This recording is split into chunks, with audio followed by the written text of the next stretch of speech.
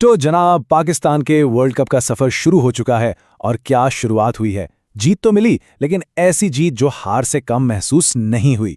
सोचने की बात यह है कि एक मैच जो आराम से जीता जा सकता था, वो आखिरी गेंद तक गया कैसे। चलें, इस जीत में छुपी हुई हार की वजूहात पर एक नजर डालते हैं। मैच के बाद कमेंटेटर्स का एक जुमला था जो सच पूछे तो पूरी कहानी बयान कर देता है। पाकिस्तान का तुक्का लग गया, बस ये एक लाइन ही काफ़ी है। मतलब साफ था कि ये जीत काबिलियत से ज़्यादा किस्मत की मेहरबानी थी। तो फिर असल सवाल तो यही बनता है ना कि नेदरलैंड्स के खिलाफ एक सीधा साधा हदफ, एक यकीनी जीत, आखिरी ओवर के ऐसे थ्रिलर में कैसे बदल गई कि सबकी सांसें ही अटक गईं। आखिर ऐसा क्या हुआ था? चलें, सबसे पहले तो यही देखते हैं कि आखिर ये जीत जैसी महसूस क्यों नहीं हुई।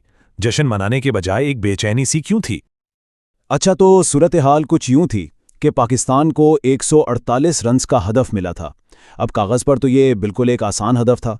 सब यही सोच रहे थे कि भाई 15-16 ओवर्स में मैच खत्म हो जाएगा। नेट रन रेट बेटर करने का इससे अच्छा मौका और क्या हो सकता था। लेकिन हुआ उसके बिल्कुल उलट। एक आरामदेह जीत के बजाय मैच खिंचता चला गया, और कहां तक? सीधा आखिरी ओवर तक। हालात ऐसे हो गए कि पाकिस्तानी फैंस के लिए तो बस दिल टूटने वाली कैफियत थी। हर गुजरते लम्हे के साथ जीत की उम्मीद बस दूर होती जा रही थी। तो ये सारा दबाव आया कहाँ से? जब माहिरीन ने तज्जिया किया तो उनकी नज़र में इसकी एक बहुत बड़ी वजह थी, और वो थी कप्तान की अपनी कारकर्दगी।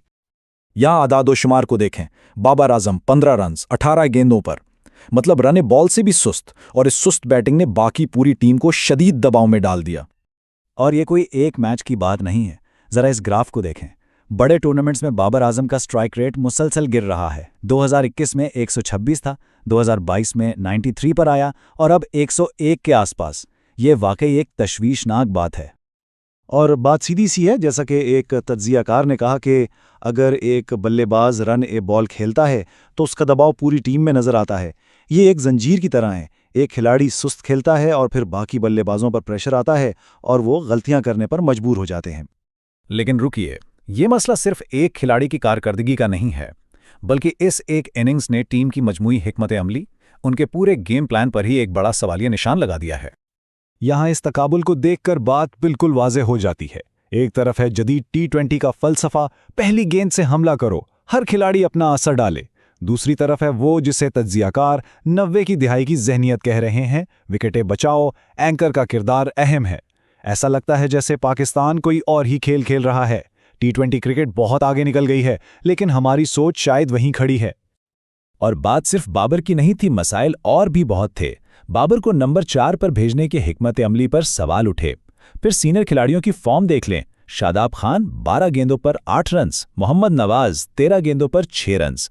कमेंटेटर्स का यही कहना था कि टीम में किसी का किरदार वाजे नहीं था, और कुछ ने तो इसे खुद गर्जाना खेल तक कह दिया। तो मैच हाथ से तकरीबन निकल चुका था। लग रहा था कि अब कुछ नहीं हो सकता। और फिर बिल्कुल आखिरी लम्हात में एक ऐसा हीरो सामने आया जिसकी किसी को तवक्को नहीं थी। जरा आखिरी 2 ओवर्स की सूरत हाल को समझें। पाकिस्तान को 12 गेंदों पर 29 रन्स चाहिए थे। बहुत ही मुश्किल हदफ। शाहीन अफरीदी ने एक तनाव भरा ओवर किया, जिससे उम्मीद तो कायम रही, लेकिन मैच फिर भी फंसा हुआ था। और फिर वो एक लम्हा आया जिसने सब कुछ बदल दिया। एक कैच ड्रॉप हो गया। फहीम अशरफ को एक और मौका मिल गया। अगर वो कैच पकड़ लिया जाता तो यकीन करें, मैच का नतीजा कुछ और ही होता। और इस मौके का फहीम अशरफ ने भरपूर फायदा उठाया। 11 गेंदों पर 29 रन्स, एक ही ओवर में 3 छक्के। फहीम अशरफ ने अकेले ही टीम को एक यकीनी शिकस्त के मुंह से निकाल लिया। इस जीत के बाद जो सुकून मिला, उसका अंदाजा इस एक जुमले से लगाया जा सकता है, शुक्रिया फहीम अशरफ, आपने हमारी इज्जत बचा ली। ये सिर्फ एक मैच की जीत नहीं थी, ये एक बड़ी शर्मिंदगी से बचने की खुशी थी। ठीक है, जीत तो मिल गई, लेकिन इस बाल बाल बचने वाली जीत का असल सबक क्या है?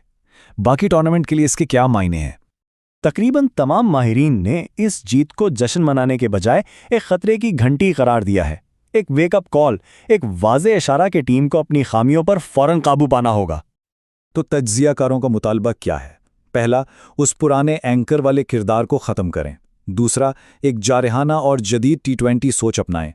तीसरा, खिलाड़ियों के इंतखाब और उनके किरदार पर सख्त फैसले करें। और सबसे अहम, सीनियर खिलाड़ियों को जिम्मेदारी लेकर आगे आना होगा। तो आखिर में सवाल यही रह जाता है, क्या ये एक ज़रूरी वेकअप कॉल थी जो टीम में एक बड़ी तब्दीली लाएगी, या फिर ये सिर्फ गहरी खराबियों पर डाला गया एक पर्दा है? इसका जवाब तो अब आगे आने वाले मैचेस ही देंगे।